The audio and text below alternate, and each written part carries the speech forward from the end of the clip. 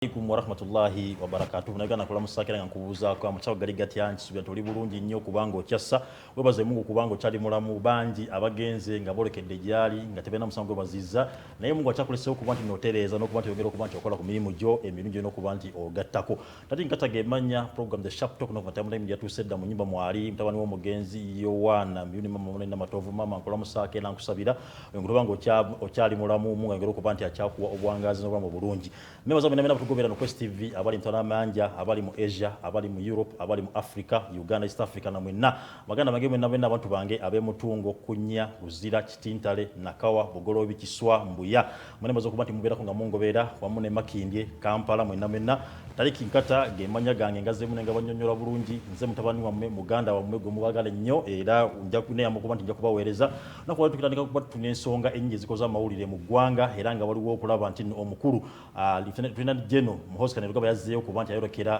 Kigali Rwanda abantu beebuuza yava n'agamba nti amazima agenda ku banti agawummula ate kati yagotoba yatambula commissions ez'enjawulo kyebigenda mu maaso n'okuba nti no MP zaake yayungudde balooya abakulembeddwa omukulu Elias Lukwago kuba nti bagenda mu kkooti nga babakanyibira okuba nti yagobeddwa mu kuba commissioner nenga batyobodde ssemateeka okuba nti bakola ekikolwa ekyo wamu n'okubanga gwe ne Uganda nsaba ofune ku ssanyu President Museveni yavudde n'agamba nti awumeme ekitiza okuba nti no ekulusanya abantu n'okuba nti ebanyaga emusanyaze ebbeeyi ya waggulu nnyo so n'agamba nti umeme kuntu kyabegwako nga mwaka 2025 tebagiza bujja era bagenda kubatunulira ensonga nnyo okuba ne batekawo company egenda okubanga edduka ly'amasanyalaze nga bino bonna tewali bakayungirizi wakati awo wamu n'ensonga y'okuba nno waliwo bannamawulire bannaffe gye tugenda tutandika nayo aba digital kabakwatiddwa bagiddwawo tebalibwa mu drones mitali yabatutte tebalabikako Mzee Tamale lwaki ogamba nedda bannamawulire basomaki basoma n'abasomi b'ebirango n'abakatemba nabo bannamawulire anti kyetubuuza we have a statute who qualifies to be a journalist where do they work what are the academic credentials that everybody every idiot who comes up calls himself a journalist because he writes we have a professional body we have a statute that clarifies journalists that issue was solved but to hide in the media ngoli wakatemba okola mu lufula opika byenda noli okugamba nti nakantu kengere okuteekawo we must are you journalists do you qualify is it that whoever comes on radio is a journalist Mzee Tamale abana baneno abakuli bano mantu muhimbise bakwatiddwa okuba nti no balina digital alternative media bakwatiddwa nga bagamba bali bagenda kulonkinga akatabo akayitibwa liars and accomplices akalaga obukuusa obulyaki obukoddwa mu NRM government kuba kinana mu mukaaga paka kati because these are idiots why do you call them idiots when I come to abantu bavuye kubandi boogera nti mpagira nze I support Babizonto you support them anybody who deals with Babizonto is making a mistake why in Africa oba dictatorial societies ng'Abaganda abantu batandika kuyisa muki mu ngero kakati siyinza kuddya neeyo ey'Ababizonto n'enjiggala kuba Babizonto bannakatemba qualified bakatembabona baba nakatemba kyembuuza ono anti kyenkubuuza ono gundi siyasa bwe yayimba nti kagutema bamwongere nga tebamukwata mayinja bwayimba nti akalu ka muzeeyi nga tebamukwata why do you arrest Babizonto you must accept it now the issue has because once you make a politics the more you democratize it becomes katemba this is why even in highly developed countries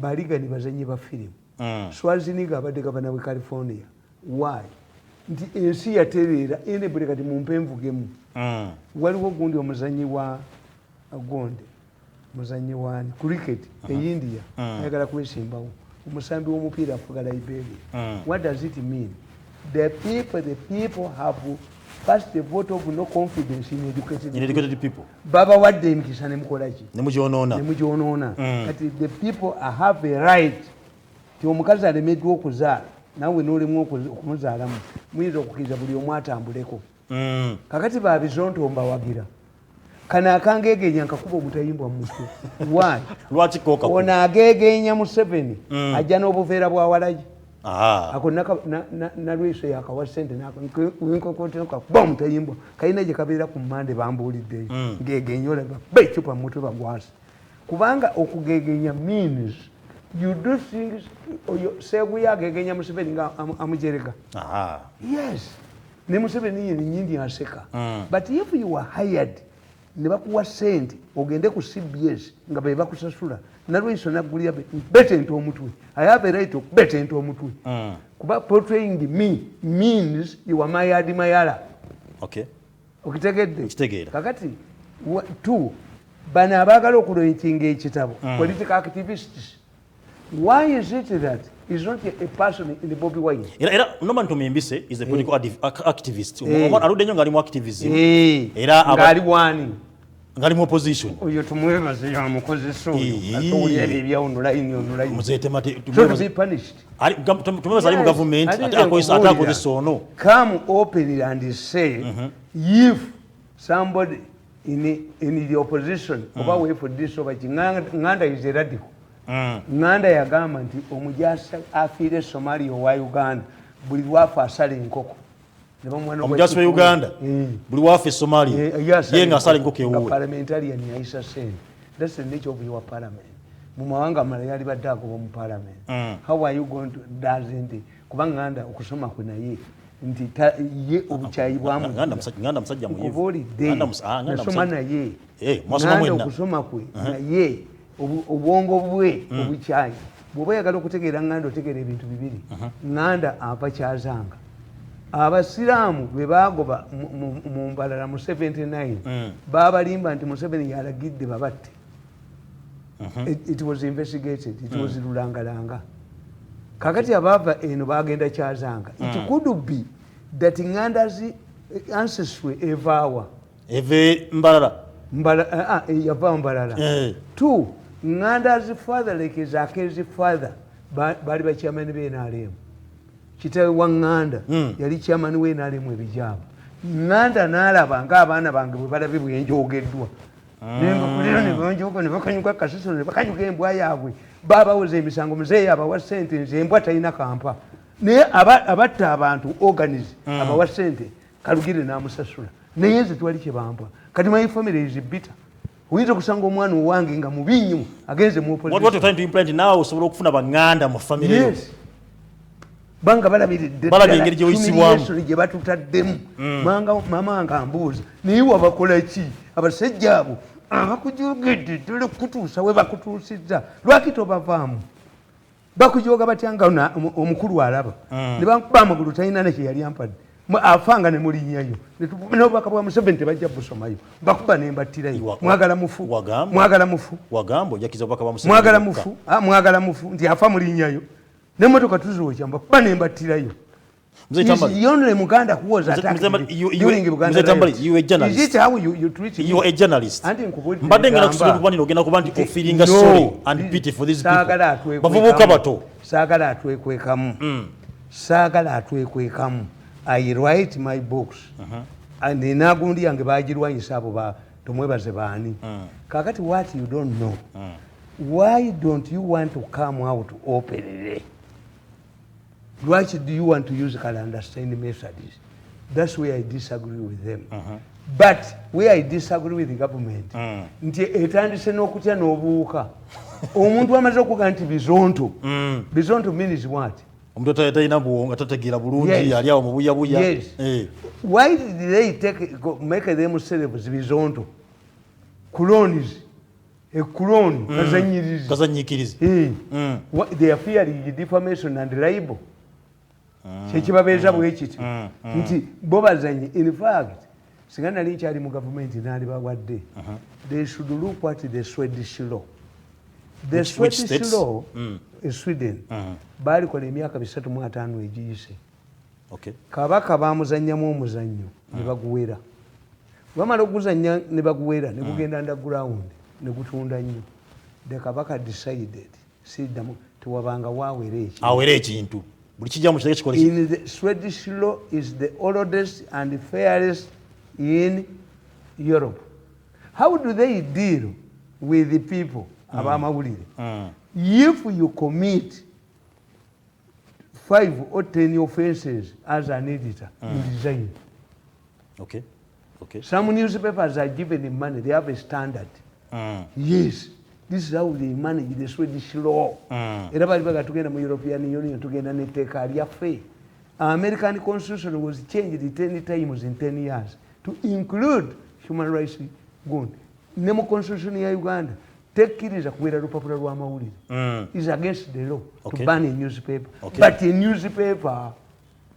newspaper, if you want to benefit, start a newspaper. A newspaper. That's why for me I record myself.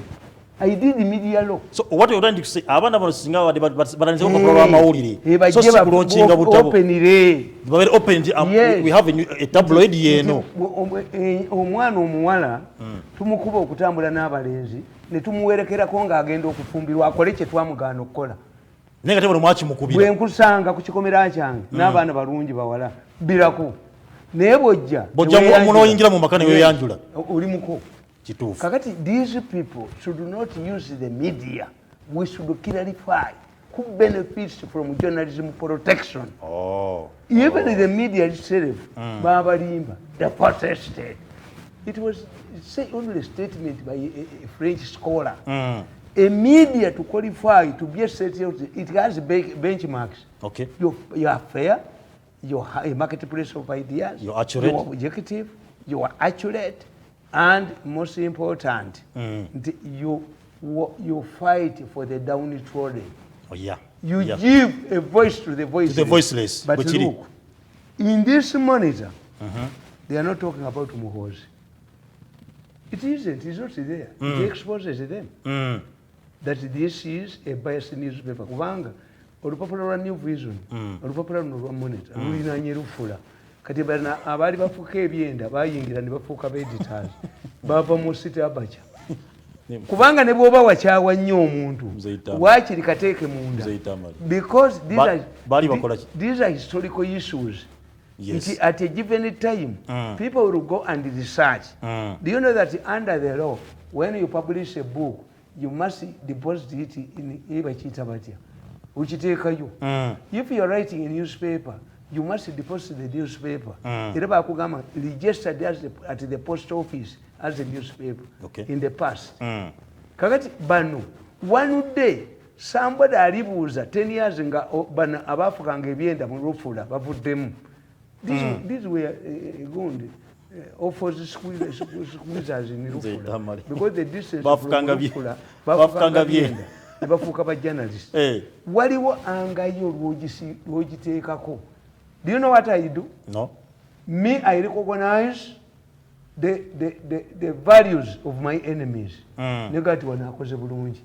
Kubanga omwana afanana kitabu ne bono okolotya. In fact, these are immature. I can tear it into pieces. Ngabuli joboko. Ngabuli enkola. Nga user. Because you are immature. What we say in politics, you cannot quarrel with the success. You pretend. Politics is for pretenders. You pretend. You make an editorial. We hail Muhozi. Yes. For solving the impasse. Yeah. N'omulindira ku kiki ne tebifuluma olw'okuba bafumbavu wajinga wasenzi wa azimu hiyo mtoto kutoka Kenya mkubwa wa monitor mulevi mjinga wazimu. Mzee Tamale, uchokeza kwa kanti media mugwanga ogamati eri biased. Eri biased. Anti nkugambi tiwakiri muwandika ne mu monitor ne mu New Vision tikirimu. Mu New Vision bakatadde aleta number plate za motoka. Why? It is in population is controlled by Iwabogo. Recognize. Name Mzee Tamale. Mzee Tamale, I thought singa bali kana balochinga ekitabo. Listen to me. What bali kana balochinga ekitabo. Ensi ne ekiraba. Nemvone mwe defending. Let me tell you. Do you know how the most organized institution is the Catholic Church? Did you see the Archbishop of Kampala coming up and condemning the government arresting Catholic priests? Because the Catholic Church, if it wants to guide the society, they meet and issue a pastoral letter. What is not contained in the pastoral letter, these are views of that one who has said it. As long as you deviate from the postulate, tebakufaako. Nakugamba nti Faza si munnaddiini. Yes, Faza si munnaddiini. Tukugamba tusabire abasosoloti bw'abaakawulira ne bannaddiini. Omunnaddiini ye brother ye musisita akolera bwereere. They take the vow of poverty. A Catholic priest is not a munnaddiini. He does not take the vow of poverty. Bakuleka ne bakwata. Okay. Yes. The Catholic Church cannot just come and say, Bakuta Basiram, Bakuta Bamasek, Bakuta. Why are they arresting you? Hey, if you're a criminal, Nayeba could Jeku Parupuliti. That's when the church comes in. Kakati, you want me to support these people as who? As a journalist. As you present to me their membership in Uja. So that I come up and support journalists as a former president of Uganda. But every Tom and Jack, every Musiru ye not to hide in our Gundi. Let them plaka them out, Babatundu them. I write my books. Tugenda kusaba ngenda kusaba security organization mubenga abana banga kali where I disagree with the government is not taking them to court. Yes, what two, why do you know, why should somebody announce ngenda kufulumya ekitabo? Why? Babwe nabagayinti the judges are working with the people who torture Ugandans. Why? Because the constitution outlawed the torture. Immediately I am a judge and they bring a tortured person, I dismiss the case with the courts of Mujanjab. Never Mulimandi Gakomewu, Ekitakazaba Muzibakoragana Nabaji. Omaitoman, this is a new coup. This is a coup in a different fashion. Engineered by people, this is a Paris coup. What woman Namauri?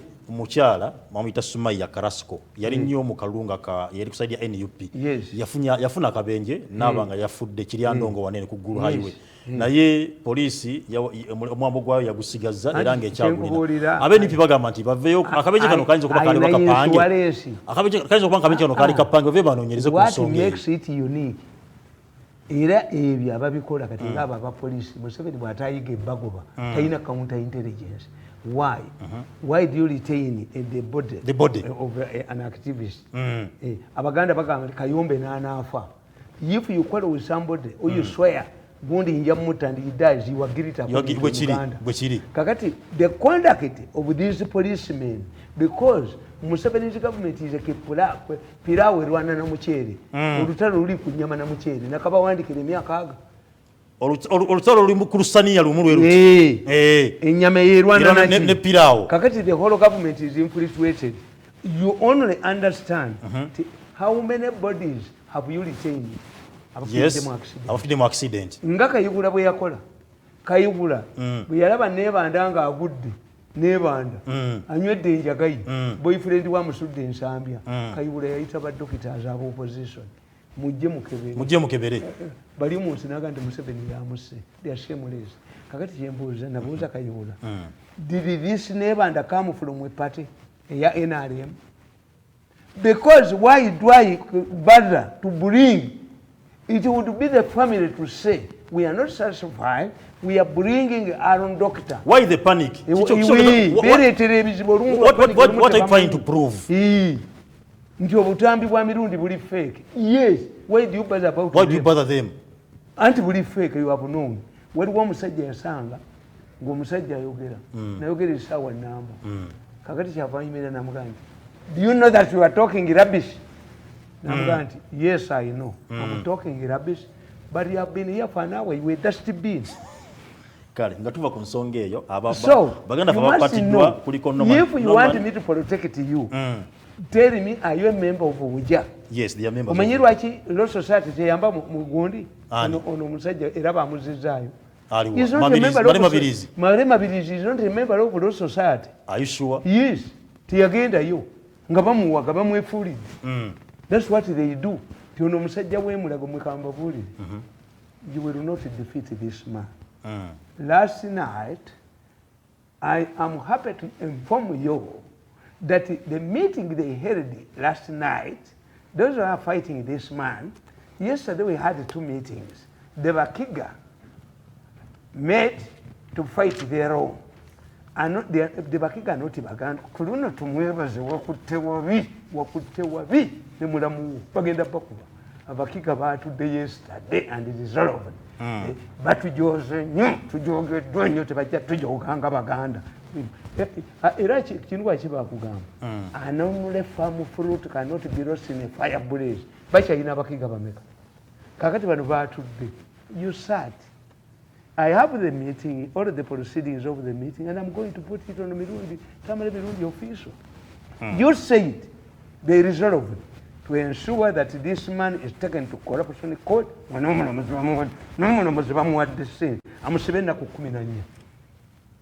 Two, you resolve it.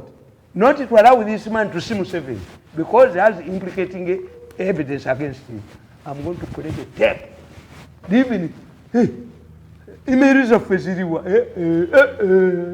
wali watu kwata tewali abakwata don't divide your kambayambe chairman we waffe bamuyita Kisekulo Kisekulo bamuyambisa okuba Kasolo kagati Kisekulo nemulaba mu meeting ng'atudde n'abantu bapulaninga okuba Kasolo yayina ne sente gyazijje yayina miliyoni 3 ku akawunti ne sente ndani baze baba miliyoni nga 2 Kasola omuntu naye bakasala mbesiimisa n'ogani nasa omuntu ng'omusujja mulala yange bansibe Museveni bwampa mu cabinet bentebe mu mutwe myemu different sisonyiwa munsi mu kabuli ne mu ggulu tukubaga n'omunatta munne kakati Kasola baali bamupangidde bamuteekako n'omuwala omuto era baawangudde mu kino paalisirebe emyoka baagimugjeeko the opposite of magezi naye babimugye mubiri ku mulala kati babwamye sente bazitwali muzitwale ate zaani anti abantu bongera bukyayi kubanga service delivery teriyo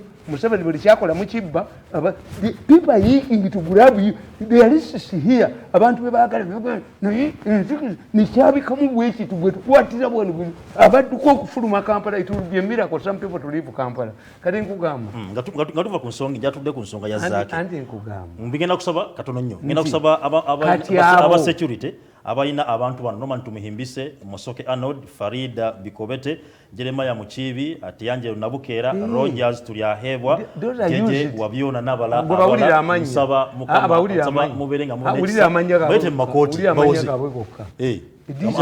amanya gategeeza these are used muzeyita irabebo anti muke mutamanyi when you do bote bakole ku kintu let me tell you when you do political science they will tell you a risky venture kugenda munababo the NRA when it came to power the NRA was composed of who?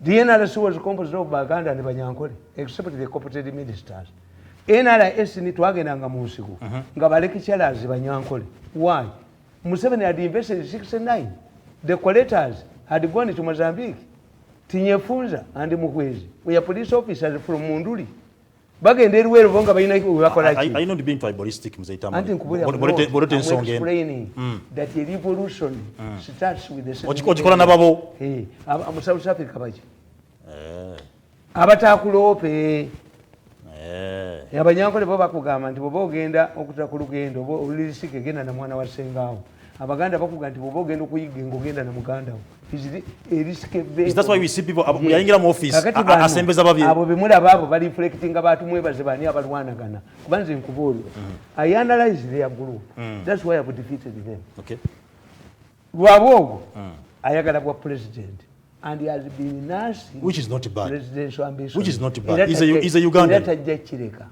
and I support him. He's a Ugandan. When it comes to presidential ambitions, I support him. Sagala I'm suffocating. And when you read my book, I say, Museveni should not look at this as a problem that he will be portrayed as a man who has failed to put his house in order. And I've given you examples. Nti Muganda wa Obama yali awagirani Trump. Ninku examples nyingi.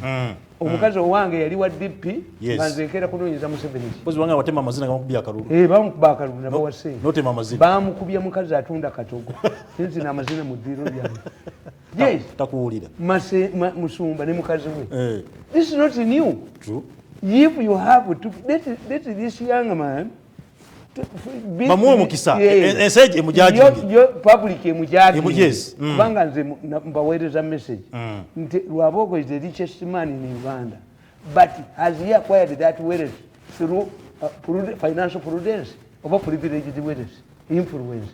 Can he protect this wealth? He believes that he will protect this wealth as the president of Uganda. Chimuchireke ayinza okuprovocatinga nga kakati wali omusajja bamuita Nicholas Biwott ya Kenya yeche yakola yattaba opponents bonna abaagundi abammwe n'alekawo abantu naye kye yakola bagenda omunoonya nga Nicholas Biwott yagenda nga mu kkooti n'awaaba emisango gyonna n'agisinga when he was in power. Nicholas Biwott wano gavumenti ya Uganda yatuma Lieutenant General Tumukundi to go and observe elections ezaleeta kiba kimuyinza ku saidi ya Kenya agenda okulaba abaminisita bonna badduka ku mmwayi baminisita badduka ku mmwayi n'abuuza Nicholas Biwott who would be the most worried person. Don't you see that you are losing elections? Why don't you drop Uhuru Kenyatta? Tell your president to drop with everybody is running away from Kano. Nicholas Biwott yamugamba in every country's history there comes a time when one group, those who have power, surrender it to another group for the country to continue. And this time has come for Kenya. Ate yasulayo kakati oyo mubala tumwebaze has built his empire on intimidation ewabwe tebamwagala tumwebaze kasita omujjako obwa minisita n'omudroping atasigaza kantu waabwe adduka buddusi afuuka fugitive. So he is fighting tooth and nail okuwona omusango gwa organism kubanga his future relies on this case. Kyobulaba atabaala emulago n'atabaala mugundi eno esango bbe n'atabaala mu mwanyi anoonya afukula bufukuzi. No, accept it. You did not think about if you want to become a nun, think about pregnancy. Tumwebaze did not think about his future. Eri anoonya sense kati wanjawulo Mwenda ye musuubuzi. I was watching Mwenda 8 years ago and I revisited my video last night. Mwenda told them before they engaged in organic case, organic exploitation and extraction and harvesting. Mwenda said, I was watching, I replayed the tape. Mwenda yabagamba, before I do any business, I must know, am I a supplier? Am I a middleman or a buyer? When I look at this business, yabawadde bayizolera olwo yokka teyajenyigiramu yabadde abanoonyeza ssente omaani luddawa mu Bachina wataliimu Mwenda mukutta abantu taliimu mwogazi taliimu irukutifa taliimu kakati olina okubamanya nti bonna bakwata buno obwana two. Let me tell you which one can't I answer. Let them write their good. Let them publish the book. First of all, on kubanga nze I assess I'm one of the most followed up people. Nti nteekako akatambi kange kati nake natandika akakwata kubemulako nga beekwese nemba kuba kuliko emitwalo 10 ani agiina abalala even Bobi Wine adikira ininze Bobi Wine amala kubala okutuuza press conference amala kubala trend yange ndinako era olabeka sukwa inako abantu bameka mumbeerako n'abantu bameka naye abo bemugaana mugaana baaki balina bwongo ki? How many people visit? Waliwo Kenya omusajja nga ye bamuyitaani yali asinza abantu ku social media yafuna emitwalo 2 in Africa interface olaba ne TV waliwo abatalina masanyalaze nga byabadde ku TV tebakola ki tebabirabye olaba muddidde ebigezo mu kulya ssente ne mudde ebigezo by'abaana empapula zitusobola textbooks. What has it increased the saturated levels? No. Ekitegeeza abantu balina ssente zigula amawulire mwe munoonya Ministry of Education kubbiramu ssente zitekemu textbook tutekemu ki is a newspaper textbook kakati nkubuulira there is an exaggeration bano mbasaasira nnyo abasajja bano mbasaasira tiwe mbasaasirira media yabalema ignore tibagina mu control baleke kiveeyo leave the money to vomit yes like Lwabogo. If Lwabogo insists that he wants to stand, allow him to stand. Let him test. Kubanga the advantages, when you read my book, where I disagree with Lwabogo is to suffocate me thinking that I will go to him and kneel before him, nzikiriza okubeera neutral, sijja kubeera neutral. Give me my money because every day cursing. My family curses you. And you have not enjoyed ever since you chased me from State House in 2014. Ne munno gwe waleetawo n'omuwa facilities zonna n'omuwa yadduka. Tulina ky'okoze success story yonna. It is incumbent upon Lwabogo to hand over my... Namuweereza message ne mugamba. Whenever Museveni is cheated, he pays the money back. Bamubba enambule. Ne bamubba ku bwonyaza. Ne mubuuza Lwabogo ne muweereza message ne mugamba. Don't you think that Museveni has not given me that money, compensated me what you stole, because he wants to perpetuate the conflict? Ayagala musikale nga mu twakitampanga bamubba abawa ekitegeeza he wants to maintain the standoff. Mzee Tamale, seterezo gwe tulina w'eggwanga parliament era bapaka bagenda bagenze kubaga amateeka nakola bintu ebirala. Omubaka Zaake yagirako commissioner era n'abanga yagobeddwa. Yadduse yayungudde tiimu yakabiti ekulembera Lukwago okuba nti bagenda mu kkooti yeewozeeko. Omuyinza abantu bange omuleke medical doctor. Medical doctor akubuulira nti you need a heart surgery. Noga nti tewaliwo medication. We can medicate you. Naye nga amaze kugamba nti olina kukola kino. Omugenzi Katongole owa Utoda yakkiriza ne bamulongoosa. Mzee Tamale bw'oyogera bw'otyo ku kya heart surgery. Bannayuganda mbasaba tusabire omukulu Katolu Bwama ali mu medical hospital mu Ttake era nga atanzibwa ensonga z'omutima. Nsaba babeere nga amutaasa abeere nga amusuusa. It takes 11 hours. Oyo Kanu yagenda okusamba omupiira. Bakola batya? Bamugamba bali abaasooka omugula bategeera nti alina omutima n'omutunda. Ne bamugamba va ku mupiira oba hard surgery. Kakati abantu baana abasinga obungi bwe mbagamba ebintu bankyawa. Ndagamba many people believe nti bagoba Kadaga ne bagoba Nakyobe nti be bampa ssente. Ku vidiyo nti suffocating tojja kuba na mirembe mulenzi gwe. Abaganda bagamba sebatukanya musibe naawe obonaabona. Naawe okubiddwa ogenze Kanda house arrest okubiddwa meeting gye wabadde mujjo wagivuddemu okaaba bakujimbye gondi Karugire yakugamba nti sina influence mu musango gwamulemye in spite of the immense sente yezaayina mukogo muyitirivu ezanga aziremedde. Nkire kumakya kukuma byoto kera kumakya kufuuwa nnyo kera kumakya kubakolimira sijja kwogerako nammwe. You refund my money. Ate government anti mutu joka kuba Museveni yaliko. Abakuba n'abeera bakone mu government eddapo. Tulibala bakuba bafuusa aba Saddam. Enseri bakwatako. Anti bafuusa aba Saddam. Enseri are you going to be bako every time? Mutujugi. Yes. This would be a time to reduce hostilities. Gundi bw'anaasoma akatabo kange ajja kitegeera. Kati nkugamba. Ensonga ya Zaake. The problem Nabulia Kadaga the option is zero. When Museveni tells you do this, do it. Kubanga Museveni agenda okumoving ekintu akulekera option is zero.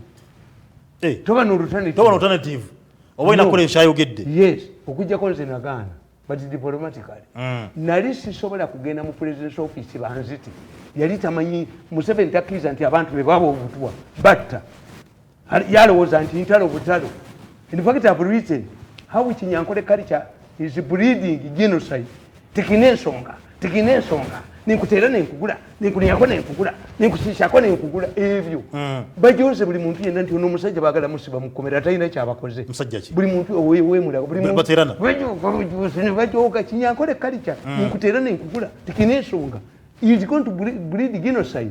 Other people don't think that way. God forbid. Yes, other people don't think that way. Goyola sente no duka no gulampe nkoni noga ebinaddirira omukabe w'omusanga w'omusabira Kinyankole culture is wrong. It would work in Nkolo kingdom. Naye okujooga aba nojogo abaana bene batasoma nagwe nosanyuka nnyo. I'm playing games with this man. Playing games with my children is good welfare. My family is welfare. Taking a song, Nick Ten and Kugula, doubling money. Do these people think that way?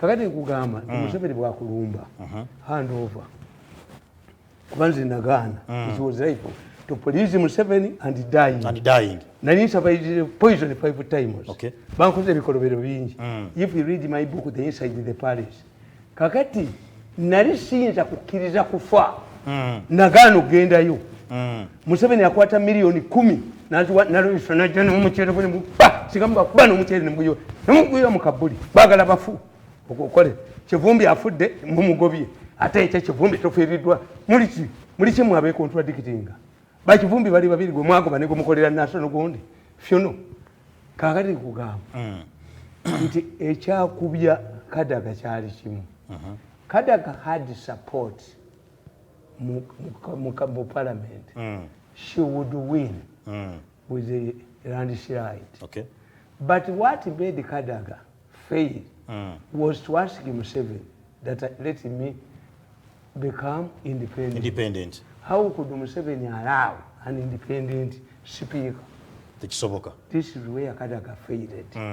Kadaga yali tudeka na amugamba akati Muzee kakati mumpaji Kadaga teyali genze mu parliament to be humiliated. How can I be a deputy headmaster yali amaze okulaba sekandi bwe bamukola Kadaga yadduka ne ku parliament ne yepangisa ekizimbe ekirala if I was Kadaga I would be asking Museveni to support me for an international job okay sibira kati nganzi sibira mu government no sobola if he wants me give me budget I do work for you naye mu government yo sinza kuddamu collective responsibility mpagira ababbi ne gundi yange n'abantu abantu abankuumi emyaka 9 bagulire enkeera nti nasaze diro ngono mutabani wange he killed his future yes today yayina support senators ranga minga bamukubi nga chali mweni yupi enkeera yakera kuddamu ninganti awedde ne mwana muto I live him nze bwe ngenda sidda milioni 10 ewakalisa ziwinyuko lwekyo ziwanze kalisa tayina bantu balala banga bayina museyazi ngende mbakolere de bumpaka email tukomeo ku issue ya zaki no omukazi ono namunoonya mubuuli Anita Mongo deputy speaker you see this was a transition it meant that Museveni was called to unaware when I analyzed the events of that time Museveni was called to unaware teyamanya kigenda maaso okay because nankabirwa Franka tumwebaze Kiwanda ogwanga basula ntebe kulo olunaku ne bagenda emunyonyo ku makyambalina omusajja n'abagamba bunzigirako Kadaga mbowa milioni 10 nankabirwa had been given 5 billion tutako Kadaga beya nako nabawulidde nga bagamba we must tako muhozi beya nako muhozi alina atira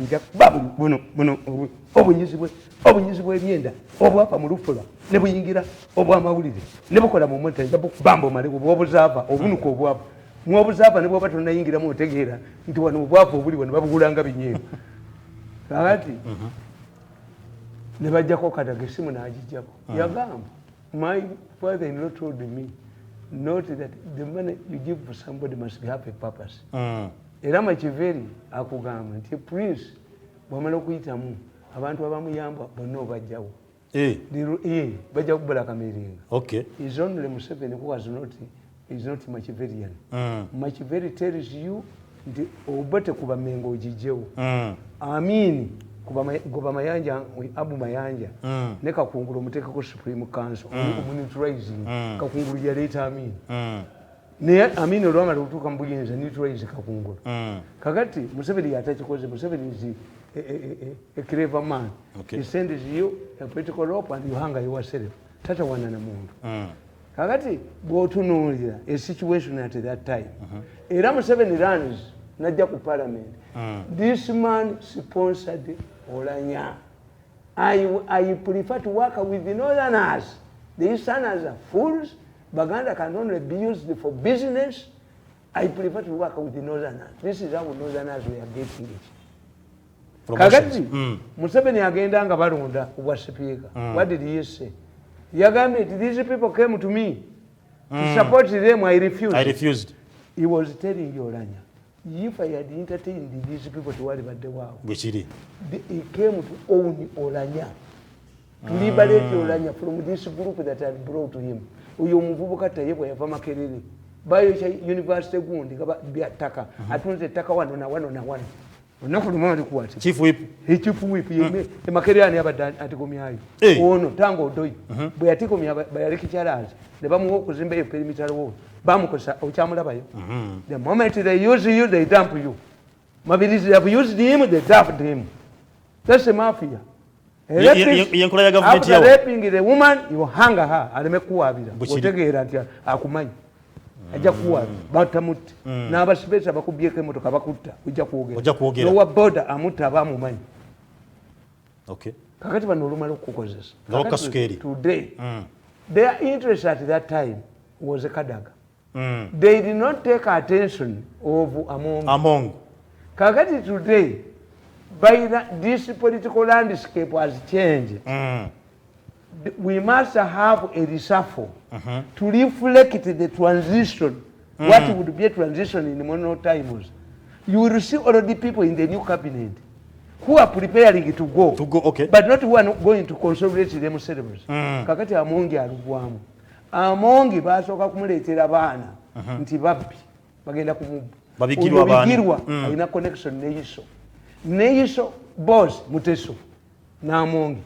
Lwaki where did ebbaluwa eyali awandikiddwa director wa Iso gundi ono omwana Bigirwa yagifuna atya agitwalira Amongi amusabe ssente bowe batabalira ebbaluwa ewandikiddwa director wa Iso Bigirwa nga Bigirwa mbwa Bigirwa agijawa ekitegeeza baajokera muwa mu office ya director wa Iso nga bo tebeera baba mafia tebatuula nga ffe kumanya this is a Muteso and this is a Muteso. Kakati Bigirwa ne babakwata n'essajja eddene ne baga nti tugenda muwaabira ne baga mumuwaabira mutya ye yabakwasizza police. It was the police problem to evaluate the evidence oba babakwata oba nedda abo n'abawona ne bagamba talina confidence ya president n'avaayo n'amuwagira ne baga yabbye essente ku Sudiru yabbye essente ewa Kalimuhiri ne bitatambula even zitambula ezo yes kakati kyeyasembyeyo okukola ayiranga Katuntu nakuga nti Katuntu close relative yes close Katuntu is my close relative wachingamba wachogera yes close relative Katuntu is my close relative okay ayiranga Katuntu esimu yagijjako nga yakukwata nenonya omukazi onambula nenkubira ne magogo nambula you are being rewarded for swap birona bina bikolebwa yes yelwa ayina okuvaawo something new tulina okufuna a new realignment a government a parliament a speaker who reflects the current situation. This was a coup. Museveni silenced a coup. Okay. He silenced a coup yali tagitegedde bwamuzanyira kakati bwe soko tulire nankabirwa who was given 5 billion to tackle Kadaga Beyanako ali luddawo ali mu energy era Museveni yamukubye agambye contract y'abano ya umeme si compensation umanyirwa iki Museveni yakuba umeme amanya abajibbiramu aba umeme bakkiriza bababbiremu yabatebuse Museveni is denying eno group eyagala obusika agidenying revenue yagabe kikafuwe ekomao 225 kano kadduse ne kadduka kagende mu ggwanika abakiga bakakubiddeyo buchojo kalenzi gwe kati abakiga kabakube ne dayina bamufuumulemu. You see for me Muteriwo, do you know that I have a running contract with the Minister of Health signed by Diana? You have it? Okubakolera obulamu. Yes. Nga tobukola. Anti mbukola. Naye nkubulye Diana mbabuulira. Nze city obweji counseling. Era babadde batudde nga bagamba. Atubanja milioni 6. Nagana 5 billion okufuka milioni 6. Musajja akanye. Odukire ku 6. Kubanga mbanku yamba. I'm not a bad man. Ogundi lwabogo yakansevinga obulamu emirundi egi. Ebiri. Nga katumwebaza kagala okunzita kwatirawo nyini tova kwa Steve katudde kunyo ko ndamazi tukomawo n'ensonga zaake nanti amu tusongere mu maaso. kumide Quest TV atugoberera kutandikira pakati mu kaseera kaneno ngenda kuba nyongera okuba nti nkutegeeza gwagala okuba nti noweweera era nga bodi na stress kusumbwa ogenze mu kibuga okoze emirimu gikusumbuye mu nakulu badde ruwanvu nnyo oyina abaana basoma bakozeseza obwongo obungi abaana basoma bitabo ne banga bakoowa oyina obuzibu nabone emimiro gisiba yogera nnyo obera ku ntewo nganze muzeyita amalenga wagambye unamefuzi wenawe naye okakkana yagala kuba nti South Korea nawe n'omuvubuka ayagala okuba nti okubwampi ng'ogenza okuba nti nambolo osamba ku mupiira Jane Herbal Tea Drink akakuna kino kikolebwa Jane HST walieri kyabatema lya ntonde nusu 10 zokosobola okuba nti okafuna era ng'osobola okufuna mu supermarket z'enjawulo n'amaduka gonna agakuliraanye nawe agamba nti olina sukaali waliwo akali sugar abantu kituufu era owa Jane yongeramu ku production kubanga abantu bikaseera botubuuza kituufu demand y'amaanyi osobola kuba bafuna ku namba y'essimu MTN 0761 38 20 46 0761 oba Airtel 0705 20 81 48 0705 20 81 48 muna muna bebaza byokumide Quest TV mu ngiro kuba nti mutugoberera wamu n'okuba nti nyongera okuba nga majukiza ogenda okuba nti onyirira ng'okutemagana bulungi nga bwe mu kaseera kaneno sawuni era omakine Joel Saluni nja kubekolako bulungi agala okuba nti obeera ka baby face nga nawe onyirira bulungi nga muzeyi Tamale Brenda's Beauty World kwe ejja kuba nti butereza nebaza HM owa Nibras Secondary School wali Gayaza mbalawo kwe muri bangi nyo mutugobe otaddeko otumbudde nkulaba era gwagala okuba nti omwana wo akunguka mu ddiini era obusiraamu ne dunia Nibras Secondary School wali eri Gayaza ojja kuba ekikolako bulungi omuzeyi Tamale tugende mu maaso naye n'abasajja abavuddeyo kakati twatandika n'egundi nani nona ajjanja bano mukwano gwo nagenze jjo ono wali owa polisi bambi Kayonza Dr. Kayonza nagenze w'omusajja ono ajjanja kansa the only problem nti abantu baffe tebali honest kati abantu abaliwo tasobola bamalawo kituufu era ye had to go banze mmanyi ti omulwadde ali wali omanyi temulina office manners oli n'atuulamu n'anyumya omuntu yakoyedda omuntu yakubibi kiri abali bagenda mu office n'abeera omwo omanyi talina gwalabye olwaleero okujja you are stupid kyobola temusobola service nalegana okukyewaaniramu kakati omusajja oyo what I think where the president has come up to support him what nalabye n'abakansa yemulako bavudde bagaganuka kati ng'ebikere where kakati obuzibu bwe tuyina ti omusajja oyo ayinza okuba talina patent nti bibye kakati demand ng'eyo gy'olabye abakola feke bagenda kujja kituufu bajja onolayino batandika okukola nti nze nkolera gundi wano abayunga bonna baga nti babali baawo ekituufu kakati ateekamu muzukulu w'abali baawo ng'afera kubanga omusajja oyo namulabye has a lot of people and it demonstrates nti akola bamulwanyisa dda bamutte bakole eki kati yali badde atweyininzeeyo baddokita abalala muhabu government would have nga bwe nkugamba ti Museveni eddwaliro lyerivo wabaali mulemesa ate n'abasawo asatu be yatwala ebiyindiya babatraining sente bazibira n'abacuba ne bamugaana okujja kati ekyo kiri mu lubiri lwe akola ebyo yali tayinza kukkiriza kuleeta bacuba nga organic efa yes that's the problem kakati nkugamba when you analyze the situation this was a failed coup a failed coup in a different form a failed coup is followed up by a purge Nankabirwa who was given 5 billion to tackle Kadaga Beyanako yali asubira po prime minister era yakuba ebipande ewaabwe right honorable prime minister yakifuna Nankabirwa honorable Nankabirwa yes okulabye yali akulabye byonna ng'amanyi prime minister akola ki Lumumba naleko bwa secretary general very powerful job yes nabagamba teri secretary general ataleetedde government bizibu mukamaawe bali babiri mu history Lumumba and Luwuliza Kirunda the first secretary general Kakonge they fought with Obote immediately as Uganda was celebrating independence Kakonge was heading to Tanzania ewanyerere nekizayo Paulo Mwanga neyerekera ekifo kye nebakiwa Kakonge Obote tiyamuteekamu why Obote yamulimba nti gwe nga secretary general don't have a constituency tugenda kufuna mu 10 nomination tugenda kuwangula tiyamuteekamu kuba had Obote feared him Kakonge Kakonge had a master's degree in economics from Uganda ngo Obote oleta yes kakati owokubiri naleta Grace Ibingira yali akolaganya n'abemmengo bamuwambe Obote agenda okuvaako nga secretary general Felix Onama yegatta n'Amini bamuwambe Museveni alese embabazi yawadde amwetisse. The only person who has not created trouble is Louis Kirunda ndaba naye bwavaayo ng'alowooza nti obwa secretary general bw'abuvaako prime minister. Have you seen Lumumba talking? No. Museveni talina gwe yasanyusaako n'ogu. Wadde n'omu mu lutalo. Yaleka ne balwana n'akiwamba. N'akyeddiza. Museveni did not please anybody. N'aleeta Nabbanja. Nabbanja had been humiliated by ministry akakazi k'ochange. Kaatulugunya Nabbanja nga bamulabanga ekisasiro mu ministry ya health. Tamanyi nti yalimu ne bamujoga. Yalimu mu ministry ya health. Yes, nga Museveni bwamuleeta. Muyi Museveni kyakola. From nowhere. Go humiliate amukuleeta. Surprise. Amukuleetera. Kakati that's the situation. Nti we must, in normal circumstances, we have two abnormalities.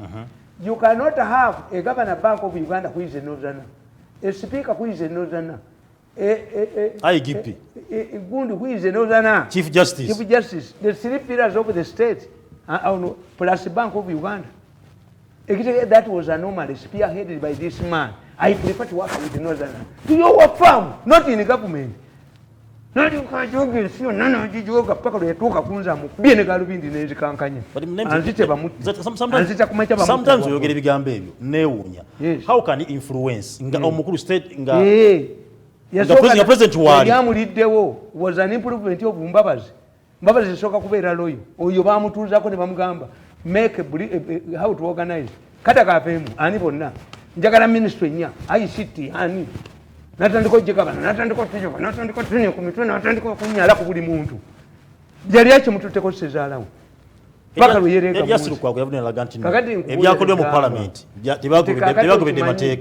What they want from this woman. Let us neutralize dissent in the parliament. Yes, yes. Parliament makes laws, they interpret as a court of law. Yes. To be interpreted. Yes, yes. What they want, among will go to courts of law, to court to be interrogated. We read it. Once she goes to are we seeing it?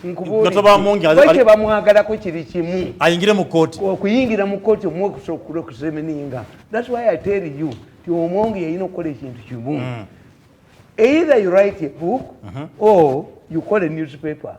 You're trusting. You talk about, you vomit about your past. Okay.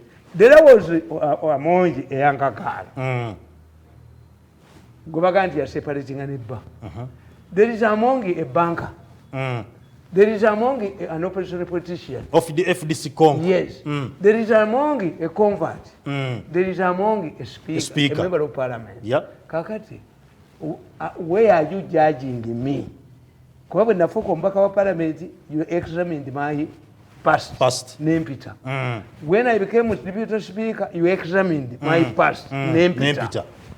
Yena katuntu era katuntu baganti abadde munne nnyo okuva mu banka mu obukiika akola ki myanyi knew this is what I want to tell katuntu ne kachiko kakusase bali bonna tibo bamwagalako ekintu eki kimu. The moment among goes to parliament, to court, because the court interprets the ojukira nti kata yasiitana nabo abalamuzi baatandika kavuma yayisuinga ki ne bamukanga naye kavuma ali mu civil aviation but even Katulebe doesn't have a job.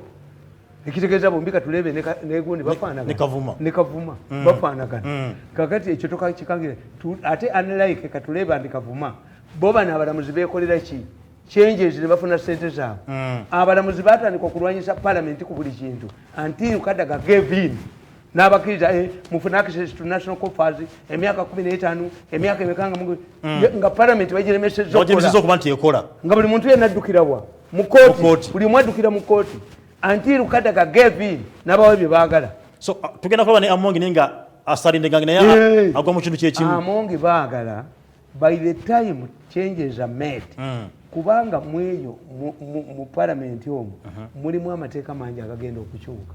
Olaba baali baddukiddeyo ng'ono eyadduka Makerere oyo Tayebwe eyadduka Makerere ekizimbe ne kikwata omuliro ne bava mu document Kana kasajja akafekete can you be the kaka. Chinese to construct. Is it to construct or to arrest the arsonists? This is why ever since the government failed to arrest abayita amasiro, amasomero gakwata omuliro. The moment you fail to arrest the first offender bategeera nti ekisoboka ekyo essomero ly'ebuddaaniigiina abaana 100 ate bwegera botonka singa bakwata kubange baali ina mukono wange yaŋŋamba nti ekkomera kisoboka ogenda n'ovaayo biggwa tebabakwata bateekawo okukwata bateekawo embwa yabwe ne bagisuula ku jirikiti baba bikoze ne badduka. Mzee Tamale kakati nkubulira Amongi yalemeddwa okumanya situation. These people nabagamba katutu namugamba timwe kyemutamanyi there is a bitter blood a brewing battle between Bobi Wine and Zake. Zake's father pumped a lot of money in no. Mzee Tamale kana expecting what stories what ligambo byolesha mutufu zawaliwo meeting there's a bitter obaba nabemula konsobola kubakwata sikwata meeting za nupu kankubuli. Is there a brawl between Zake and Bobi Wine? Besi yayimira mu meeting n'agamba nti wadde ensonyiwa naye emirundi enkuba gyankubyemu nenfuuka president musalako obulago nga mulaba nga kakubira eddala ofukankutwale mu oyina okulwana ennyala emekubera president abaganda bagaa nti nfunda ndikuzaayo waliwo obutakanya wa Bobi Wine ne Zake meeting gyesifuna mu Uganda. There is bad blood brewing between Zake and Bobi Wine. Ngeva kuki? Andi nkugambye yalina okubeera leader of opposition. Zake. But given his condition and the way of operation, ne batakimuwa. But his father wanted okulaba ku bugombe obulazeewa. Ewuwe. Ng'omwana we yakola ki? Omwana we yali mu bugombe. These are rich people. Do you know how much money he pumped in? Waliwo no bossa. Mama wanchima bossa ayinawo kumitianawo ayinawo ekifo kinene nnyo teyaleeta omwana we bossa naye nga mpampinzemu sente mmeka. Why did Kirumira bring his wife? Why did basajja balaba bring his son? How come that Kano Asimwe was bringing his wife in Luweero? How come that Lwakojo brought his wife? Prestige. In the family, you have acquired the money, you have acquired everything. Is that why we are seeing? Option bagete bagenda kubanti bali pressinga Zake. Ko bagambira bazaayo Zake. The same name gye bagenda okufrontinga. Zake ayagala kiri. Zake botamulemeza mu kino. Botamulemeza mu kino abayagala kiri. Ziddayo. Kuba Zake cannot be without a job. Zake has created a contradiction to solve a problem. Let us swap. Ono mpuga alagewa. Adeno. Nzenfuke leader of opposition. A situation has emerged. Chena kugambi. Titoyinza kugamba akapekete kabukedde kyekakubye. Nti kidandala jeyo omusango. Is not longer kidandala. Kidandala said, you know, the man has no academic qualifications. When you withdraw, does he acquire academic qualifications? No. It means Taina. Inalimu smart, inalimu guy should step in. So, don't Taina. When you get a Taina, did you take a court easy time? This was academic, technical. Yuchidandala, who knows Segirinya? You took him to court saying, I know him. He does not have academic papers. Akafiketi. Ubutasoma logic. Nekabagamba, olukungana lumaze sawa 3 enteseganya najjayo. Kubanga onabadde atutte mu kiseera ekitekesayo by election. But they don't want Segirinya relies on his income as chi. Segirinya relies on his income as a member of parliament. So to pressurize Museveni and the government, Segirinya must maintain this title. Okay. He must maintain the title of doing what? Of being an MP. Of being an MP. I know Banga, a commissioner. MPs are detained. It's the title that matters, not Segirinya. Okay. Segirinya Mainasi over MP is 0. Yes. Yes. That's why you hear ex-minister Kanukakwa. Raila Odinga abadde Kenya. Former Prime Minister akyachogera. Kuba talina status in society. It's people like we, like me, who are happy. Mirundi. The name matters. Mirundi. Either is my father or me. Or my children. That is set like a number plate. Mirundi. Not a former ex express no tomintekako my name is Mirundi kakati oyo that's what is in parliament. Okay. Parliament enacts laws but courts interpret them.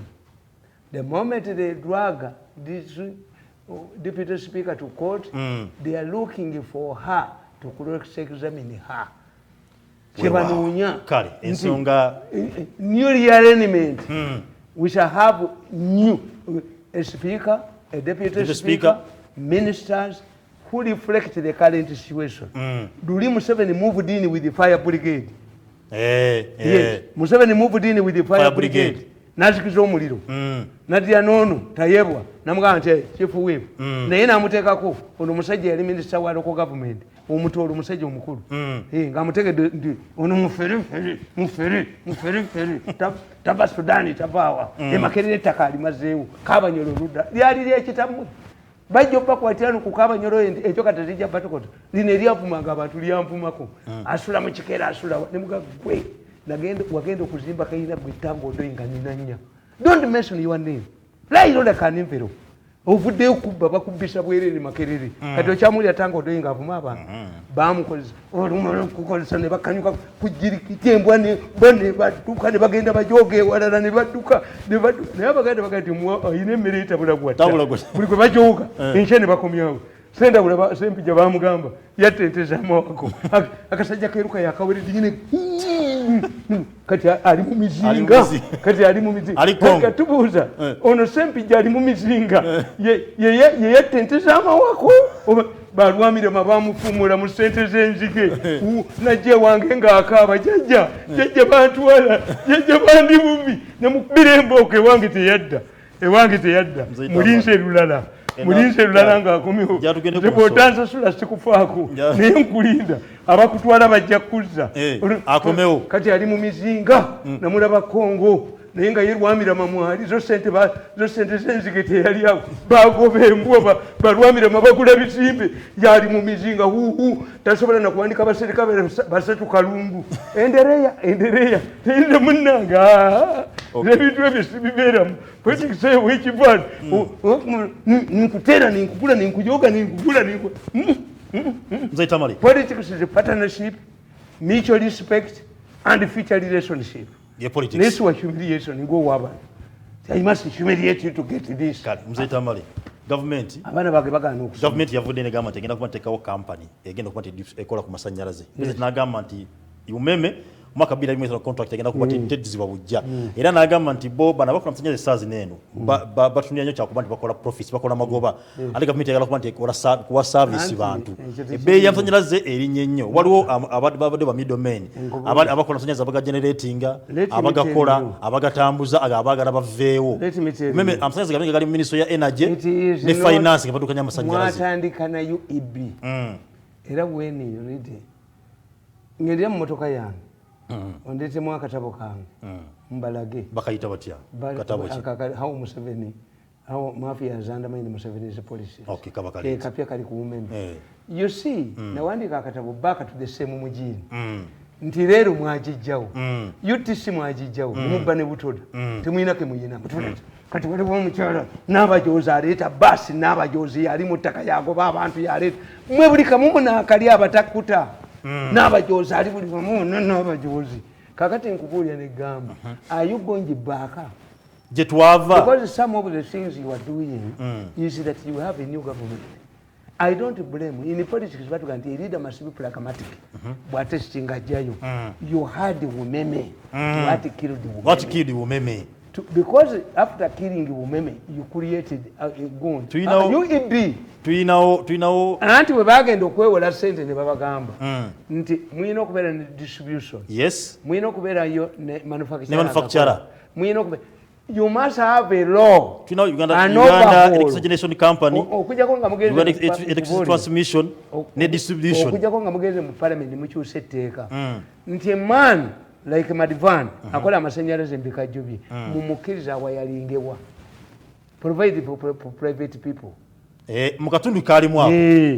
Baga nti Ntakke alina ekyuma ky'amaanyi nnyo asobola okwakisa nateete yagula gundi y'amaanyi generator ekolera ku crude oil ate bamubawa tumuwe ekitundu kyabire nga akikola yes waliwo busimolo gundi but now kakati bakugamba nti kaluma efulumi y'amasanyalaze naye tewali agakolaki agakozesa ne umeme yennyini ye Museveni ekimu kyayisiriza umeme mulimu abagibbira mu mbamanyi batuwe mbamanyi buli kitongole mwebali ababbiramu babigaba nadda waliwo president yavanaga nti waliwo omusanyaze agali surplus si bano abalimu be babi waliwo Museveni tasobola kukwata ku bantu be bali mu bitongole ebyo mu buli kitongole mwebali waliwo abali mu lubiri leya yagiteekamu $400 million kitutu akyali mu gavumenti eyazibba abasajja babiri abazirya webali tebakwatibwamu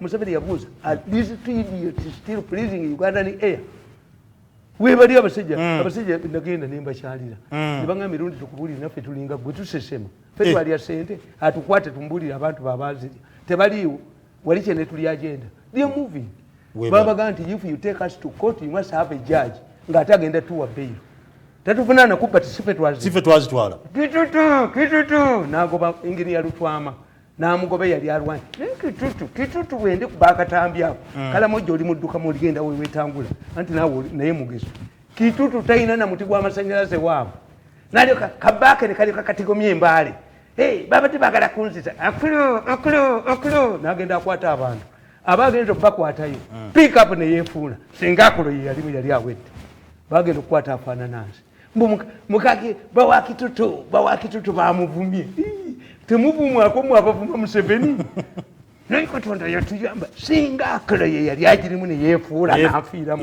ensi yali tereakulo nennakalema bajonyeseza nnyo abantu bawa mabuuli whether the president agala amusanyaze gadde mu ministry ya energy anti ngobwedi 50% shares gali ruddawa ne ministry finance gali ruddawa gali mu energy umeme yali mu energy kali agabiddeyo senda wala yali mu energy gondi yali mu energy kalisa de bamumugo byaba abaana entwi pusi wali kwetwe ne kaleta omusajja yali professor mu Victoria University nekajoino olutwe kono olutwe n'obutu bukajagalade ne bagoba omusajja expert kalisa ali waabo naye obu advisor ya Buganda yangamba nange ningabwe yazira naye niye yagana obu advisor ku energy ali waabo yeetulidde ate bubaga ye mugagga nende niwunya bana abagagga be batoosinga tumwebaza akajjale ngende mu president's office nga tumwebaze gyali sali mukubye ne mutta bibagamba kuba tibakolesa tebina kibigenda kukyusa they can bring me this book of mine the recent one nkunyonyola bulungi background y'amasanyalaze ndikunyikakala onatambula ataali naye ffe munnange ffe bakitaffe yawandulanga eddusu nakutuma nakuga nti bwensanga likaze nga bwensanga likaze eboka ekaaba yes kitaffe yatugambanga nti ekalagala ekalagala historical background of what wano nkubuulira umemezi contribution naye nze nkubuulira ensonga z'amasanyalaze egenda kubanga energy era nga ministry inamu 51% shares finance inamu minority shares abantu basobola kubanga bafuna service yes rural electrification agency why Museveni can't understand the mafia yagiteekako with $400 million emiti mifu abantu bafuna business mu byalo nga teri wansi wa umeme kitutu omaitu twataddewo ekibiina ky'empunu ekibiina kyaki ky'empunu empunu kyabani t-shirt weziri ataddewo ekibiina ky'empunu empunu egenda tuyina waliwo omuntu gwe baagala empunu emukube mu kalulu empunu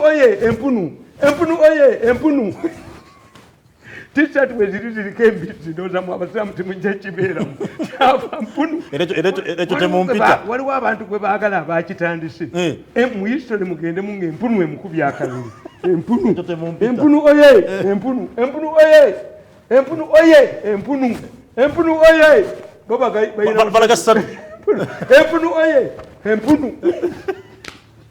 bana demokrasi byaleeta demokrasi kakati abo bakika kya mpunu abo bampunu nabagamba nti nabagamba nti changes abazungu gye baakola baakuleetera baconstructing Mulago hospital when the British were going away after 70 years ne bakola legico ne batuleetera Kyabazinga ne baliforming obwakabaka bwa Buganda at they were going nenkwandiikira wano the battle of Umeme nakugamba the battle of Umeme nenkugamba although the key interest Britain had in the control over Uganda was the source of the Nile River. As they were preparing for the post-colonial phase, in 1954, the British government provided the funds to construct the Omni Falls Dam at Jinja as part of the package I referred to earlier. The British had set up the Native War Memorial Stadium for Uganda and the Wankuru Stadium for Uganda in recognition of the kingdom's contribution to the war effort.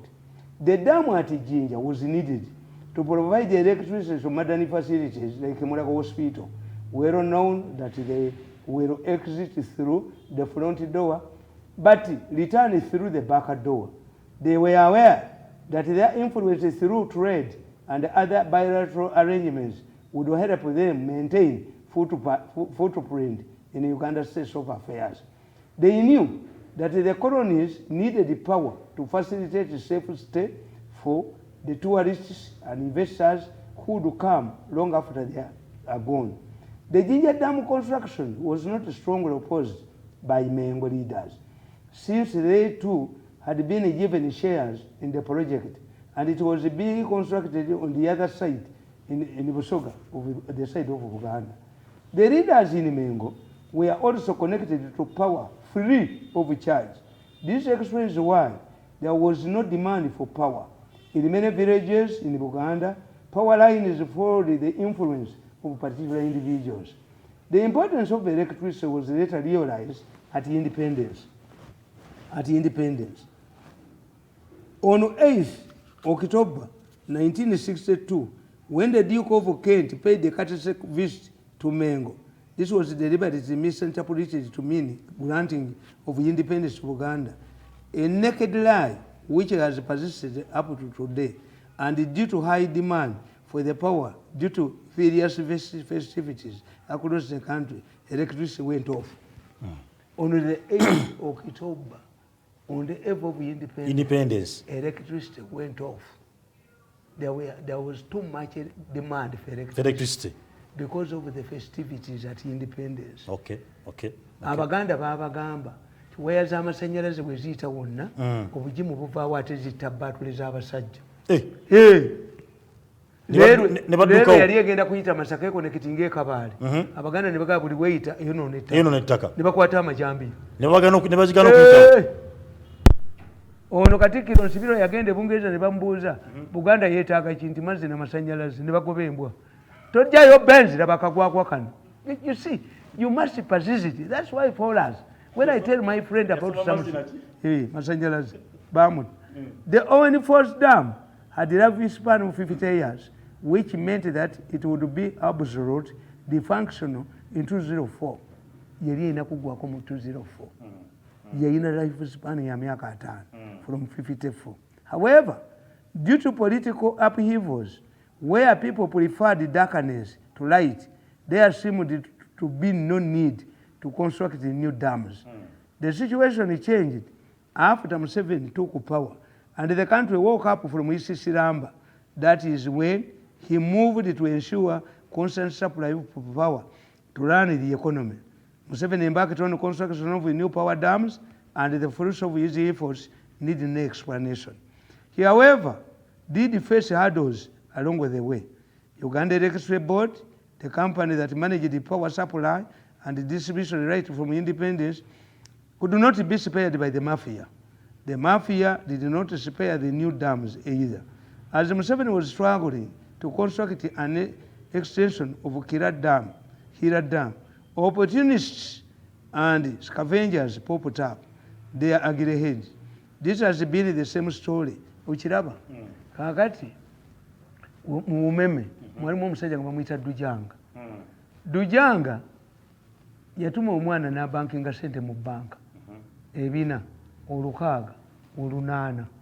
omusajja muzungu n'abaga nti eyo omwana bankinga ssente bwajja mumbuulire mwagala ono yalowooza bwedijanga gwe yatumanga yalowooza ti omuzungu ayagala kumpa kirabo where did you work ti umeme where do you get that money n'atamattama some of the money was not intended to be banked here n'akubirako ezuka essimu they are stealing money under your feet dijanga yasooka okwonoona bumeme naye bamufuulako ne minisita wa energy tubakubireko mu ngalo yes tubakubireko mu ngalo ayonoonye bumeme. This is what they do after you see parliament is seen as a soft landing after stealing you come to parliament kakati nkugamba nti why Museveni can't understand the mafias. Museveni tabasobola naye olaba bwenkunyonyodde bwenkugamba kakati muno nateekamu ebbaluwa ey'abaagundi Museveni nga alwanyisa ddaamu nga alwanirira ddaamu abasajja bano edocumenti yiino ebbaluwa yiino eno ebbaluwa baagiwandiika Musumba Salaamu ebintu bino abaana bamwe bajja bisoma mulabye tewali atereka naye omwana wo n'akubuuza ti naye mami wawandiika ebbaluwa bagana eddamu y'amasanyalaze. How old were you? Did you have electricity?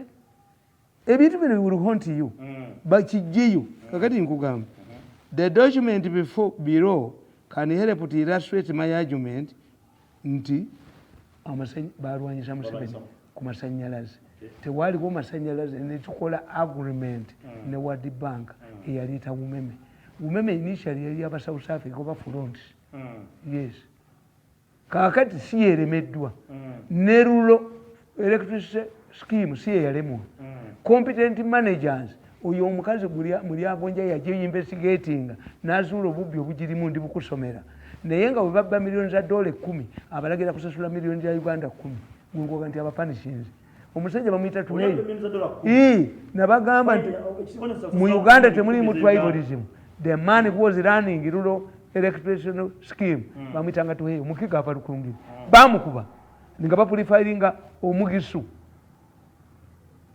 nga gwe bapurifiringa ababbira era bagana obavunaana ne babateeka ku suspension nga after 6 months balina okukomawo up to today bafuna omusaala. Are we serious? Kakati remove obu okujjamu stock singa ebigere bye ebiwunya obona ekivundu yes mujjamu stock naye ebigere bye mwe ebiwunya you fear to tackle the real people walibeerawo sergeant ndo naggala ensalo n'abakuba amasasi ye n'ategeera nti si umeme babbi be balina okwasibwa emitwe yes kubanga era muddayo kati gye mwava museemu mugini soma ebbaluwa eno bwegikuta butono sibusobola vawa recording the above project is due to come to the board to seek for your proposal. We the concerned members of Parliament of Uganda would like to express the following there are regulations that there was a lot of support in order to influence government officials to give political support to the project to enable the company take off. A case in point is Kabayondo Lillian, a finance officer with AES, who testified under oath in Uganda courts that AES spent 1 billion Ugandan shillings in bribes. See attached documents. We feel that there is need to investigate these revelations that took back earlier press reports that the project was marred with corruption practices. There were press reports that the Minister of Energy and Mineral Development received bribe from AES. These reports have not yet been fully investigated and results released to the public. Lack of transparency. In the process of debating the PPA, members of Parliament were not given copies of this document. In addition, we were not given sufficient time to read and effectively contribute to the meaningful debate in the House. It is therefore unfair that such a project is brought to your board without the members of Parliament and the public assessing the PPA for final scrutiny. The 7th Parliament of Uganda requested the Minister of Energy and Mineral Development to give it progress reports on the above project. To our dismay, despite these requests, to date, he has never given out any reports. We also believe that the award of Bujagali falls to ASA for development as an HEP project without an international competitive competitive bidding process was not transparent. The manner of transacting public business in an transparent manner is unfortunate. We think the current corruption practices reported against AES may have had origin from lack of transparency experienced right from the time AES started its business without the government of Uganda. Spirits, emizimu, emisambo. Bujagali is a cultural site for kakati wewunyanga katumba amala omutyago tidde. Byakiddugavu. Era agenda kulaba n'emiti emirala mingi.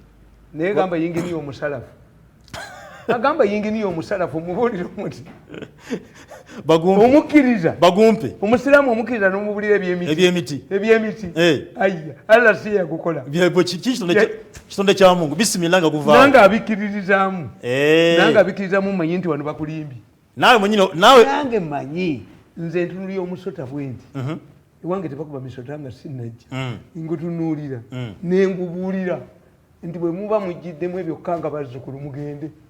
Munandoosa. Ogulemerawo ngubetenta. Nemze Tamale. Siramuka. Kubanga ogulemerawo ngubetenta. Muzaka mulwaki mukanga abazzukulu mmwe. Mujjanga mujiramu ebyo. Mulose bulose. Nesagala bintu ebyo. Bwe gulemerawo nga ngubetenta. Nange toyinza kunimba nti abasafeya bakola omuti ne gutatuka basafeya ne baguleka okuyitira ne batandika okukola ne bagandi abasafeya nga tegwabatta bannange Katumba Wamala Abaganda nammwe mutuyiwayo nnyo nemukkiriza amashiriki nekiriza shiriki neshiriki gyenzikiriza yasoma eba yasoma eri educated eshiriki eyange egenda ne education toyinza kuŋŋamba nti omanyi Abaganda bakugamba nti bwolaba emisota egikola laavu n'ogibikkako olugoye bw'onywamu amazzi gatta obusagwa bw'omusota kakati kyembuuza alaba omusota agusangawo ng'alima kakati alima ajjiddeko essaati ye eyekko ajoza ndwaza ate dasirabisi. Bujagali is a cultural site for the communities in Busoga. Consultations held with the spirits. Bujagali is a cultural site for the communities in Busoga. The consultation is held with the spirits. Omutisi gwe gwasooka omuti mwagwogedde mu palamenti yammwe Local Parliament naye Bujagali bamumanyi mu World Bank. Consultations held with the spirits on the Saturday, September 21, 2001 revealed that the spirits refused to be located to another place. Emizimu gyakola gyagana okuba nti bagisengula emisambo kate gyasengukawo emisambo gyagamba tebakolawo ddamu bagisengula. We feel this is an important factor that has to be addressed before World Bank thinks of funding this project, lest this would lead to the destruction of the cultural religion of the people in Busoga region. Bamisambwa ewali babishopu AES and government has put in place special leaders who favor their own interests without following government procedures. Yattabantu kubatunda bweru buvubuka mmwe muswaziza Museveni n'eggwanga lino teri yali asse bantu kubatunda mu organize except bakita harvesting era bandisa akatabo when cannibals were chased away by emizimu from Mulago Mochari kuliko kadukanga emizimu gikagoba nembukulize kuliko ekazi erine pina ukava emizimu gikoyo gijemwoga waliwo ekazi dene emizimu waliwo akaduka kali kati ngana emizimu givaayo it will come out on Saturday. Mayinza sente zange nziryamu ebyo mu confusion nempandika obutabo bwange nendya money. The custodian of the spirits at Bujaga. This in itself underlies the people, culture and violates the bank's policies. Kubanga bank ino kukiza koli atinga amasiro UNESCO yagatutte. Naye omufaransa yazze n'asanya alogotana mwanga mutesi UNESCO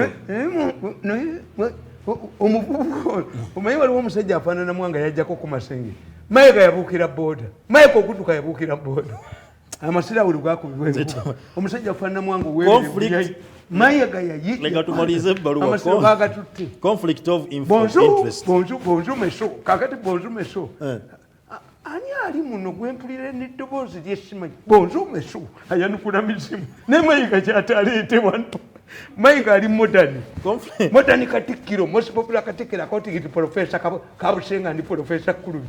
Conflict of interest. We express our concern that Director Richard Kaijuka, formerly Minister of Energy and Mineral Development in the Uganda government, was involved in the project. It is important that he disqualifies himself from the discussion of the project compensation. Despite ASE and government's earlier commitment to compensate, Kaijuka. We express our concern that Director Richard Kaijuka, formerly Minister of Energy and Mineral Development in the Ugandan government, was involved in the project. It is important that he qualifies himself from the discussion of this project compensation. Despite AES and government's earlier commitment to compensate the project affected persons for all the crops that had been evaluated, AES and government have broken the agreement by eliminating oil crops on the assessment of farms ranging from 1 to 4 months. We feel that the farmers used energy, money, and time to plant these crops, which deserves compensation. The process of compensation in the project has been mishandled, leaving many of the affected people in desperate state. The affected persons do not have anywhere to appeal since the government and bank management have taken side with ASE. Some affected persons have been forced to accept money in exchange for their land despite expressing interest to get land in exchange for their land in the project area. Unfortunately, the amount of money paid to these people cannot buy the same size of land elsewhere in the district. Project affected persons have not been adequately provided with legal services. All legal services provided by AES to the people were only representing interests of AES and consequently coercing the people to accept interests of AES without any question. Given the above and many other unresolved issues, we, the undersigned members of 7th Parliament of Uganda, feel that this project should not be approved by the World Bank Board of Directors until most of these issues are involved. Your sincere name signature, John Ken Luchamuzi. Abana babu bali baganti that they could use soap a gold a dam. John Ken Luchamuzi, Ekanya Joffre, Payasi Rwandori, Nsubuga Nsambu, Nandala Mafabi, Dan Chiwalabye, Dr. Nawiso Frank, Salam Musumba, all executive directors, copies. All executive directors, copies to all alternative executive directors, inspector panel, and CAO of IFC. Yes. Kakati olurutalo jerukoze. Jerutambulira. Jeruvudde to reach here. Era bwe nali nkonkuludinga nabagamba but evaluate. Do we need umeme oba bwe mujijjawo mujja kufuna ndala. Kuba oyinza okugoba omukazi ow'ekitambo n'oleeta omwezi n'akutta siriimu ate ng'ekitambo baali kikutte. Yes. You must evaluate before you make a decision. Tamale bigambo bijja. Osobola omukazi w'ekitambo. Ogoba w'ekitambo. N'oleeta omwezi. N'embuzi enzirugavu. Ekitambo kikwatika. Ne siriimu tawona. Yes. Tikati nza evaluated. Decision making is a whole chapter in political science. Do you think to say I'm not going to take up that job, what did it mean? Facilities. I surrendered my passport. Nenjiba weyaabo. Ntambula ebweru kunzikyanjako. Era nabadde nzijukira ekiro. There was a time when I was on my deathbed. But I don't know how Mohozi got the information. Mandi awo ye teyayogera. Naye ng'omuntu andeetedde $1 gumu. I traced this $1 to Mohozi's office. Okay. Ekitegeeza yezimu. Kati ono aŋŋamba mbeere Newton nga ne ssente zaakutte zizize. Bangoba mu September ku Christmas Muhozi yampeereza ssente. Naŋŋamba muzeeyi bitabiriimu byaba nakalemu. He invested. Ono lodi atabaaza bujoozi, yatabaaza bujoozi. Nina okubeera olugosi mwanda weyaye. My size is bigger than his testicle. I cannot fit in anybody's pants. Teri buno obwongo. I'm a product of a sex act between Mirundi and his wife. And you see, Katonda yakola ebintu. Omufalisa tekukireyinga mwana. Omwana afaanana jjajjawe nga bamukoze taliiwo. Tafaanana mufalisa na bulangiti nasuuka. Tebikireyiminga. Bulangiti nasuuka tebikireyiminga. Walabeyo omwana afaana bulangiti. Walabeyo omwana afaana n'essuuka. N'ettawulo n'ennika yennyina tegifaanana kala. Kakati naye afaanana jjajjaawe who has been a distance atategedde nti action weeri. Kati the people who claim this brain is Mirundi and his wife. Fortunately for me, Mirundi is dead. Nkulizingako kwota. Omutwe gwange nkuwako kwota. 85 eba yiyo. Eba yange. Toyinza kuŋŋamba ŋŋendemu. I must assess collective responsibility. Gwowolereze. Yes. I must know nti mu political science batugamba you cannot move from one extreme end to another end of politics.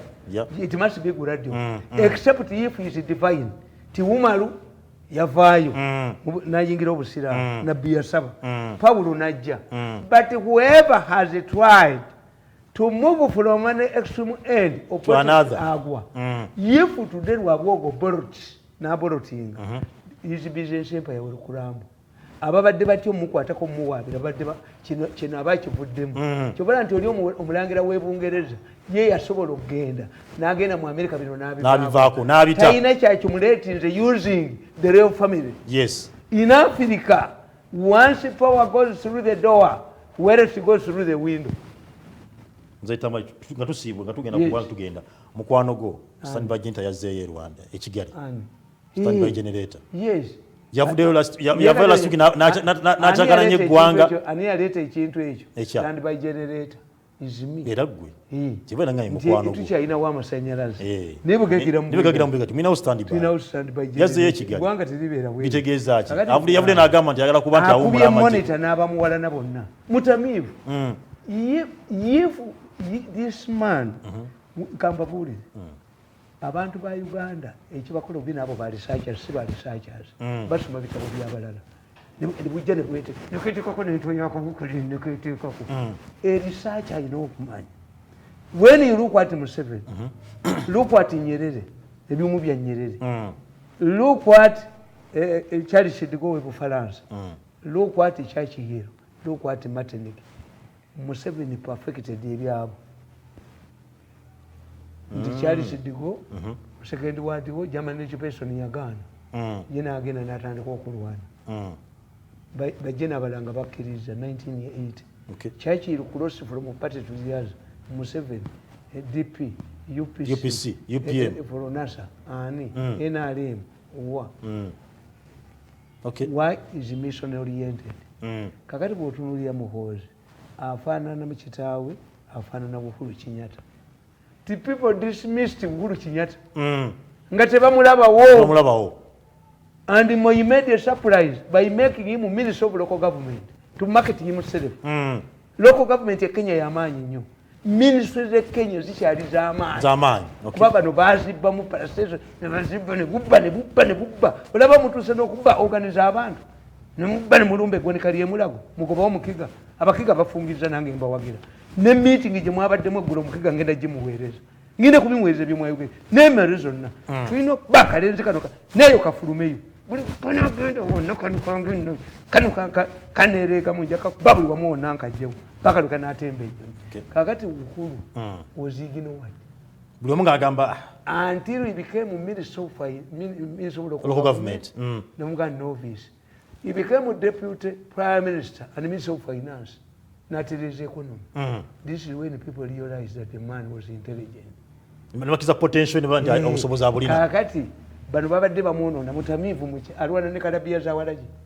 Agenda ne kulisiza bia. Naye monitor munaddawa. Kubanga everybody is a human being.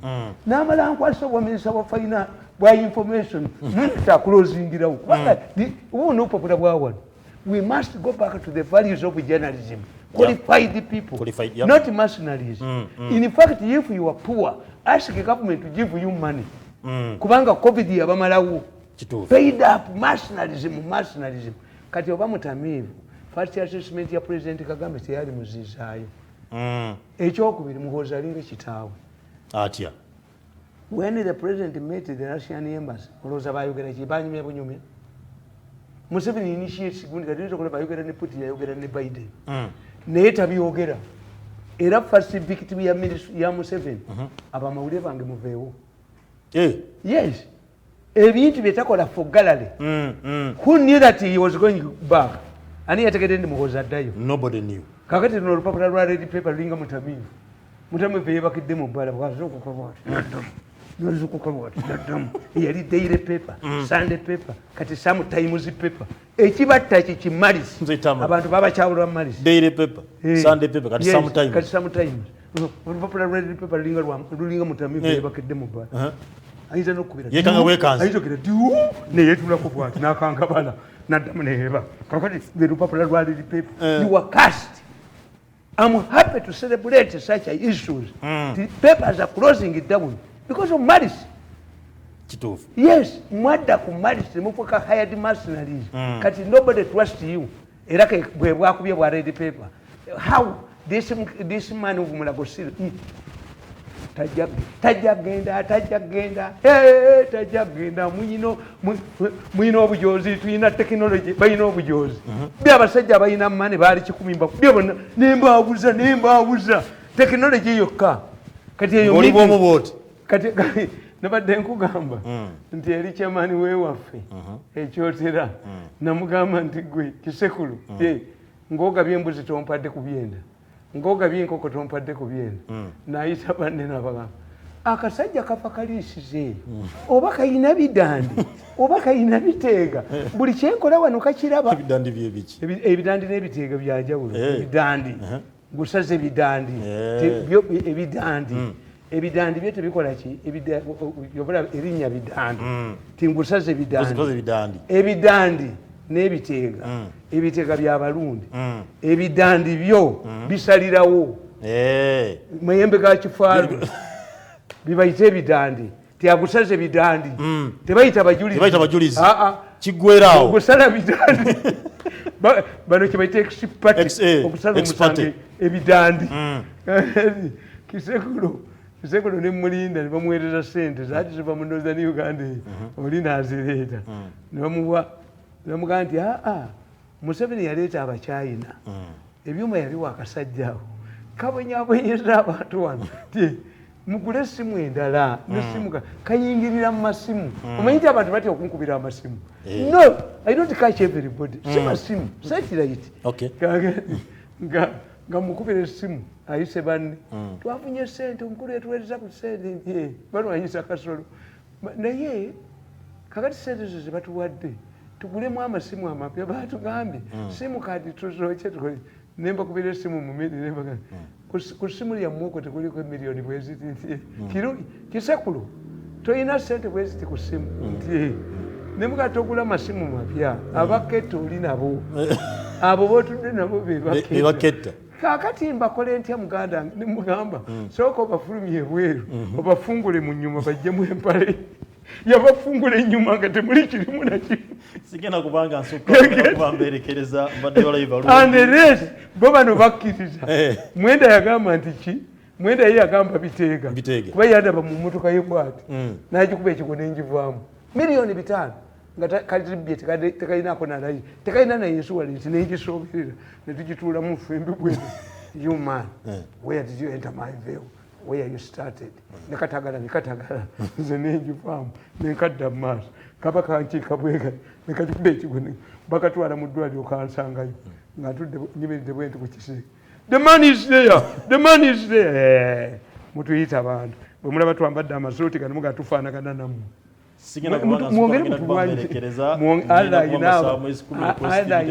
esiriki ze yatongoza nga yaziwa amaanyi esiriki mulimu esiriki ezigiriza ezaffe ezitatta zo za muganda wange Robert Mande owalwenzoli nkwebaza okuba nti obadde nga kukoliwa mu ne simple mu namba ebazokunabadde batulaba akatamu sobola okuba mu bookshop mwekali newomukyala wali kano kekali latest nakawandiika dde this book nakawandiika ikakano nakawandiika dde must have this book was authored this book was authored at my residence at Zana. It was completed on Wednesday, February 9th, 2022 at 8:10 a.m. before leaving my Beat FM radio stock show, God Bless Uganda, The country of matters. The country of matters. Abajulizi. N'abasiyamu abajulizi gye bali okuzitaaya. Naye ate siriki gye yeesiribooseza ne muteesa ne mu palamenti ng'omuti guganye omuti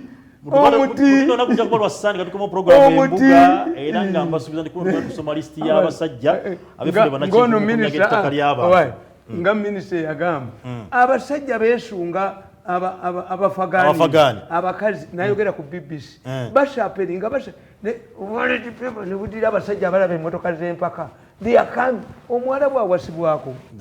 We even lost. Yeah. This was a high class that was supposed to stay in our hotels, but a minister came up. Our men are sharpening. This was an elite class. Those ones who were ordinary people fled to neighboring countries, Pakistan and others. These were people who are going to stay in hotels. A full minister, and Museveni did not sack him. Sack her. Assalamu alaikum wa rahmatullahi wa barakatuh.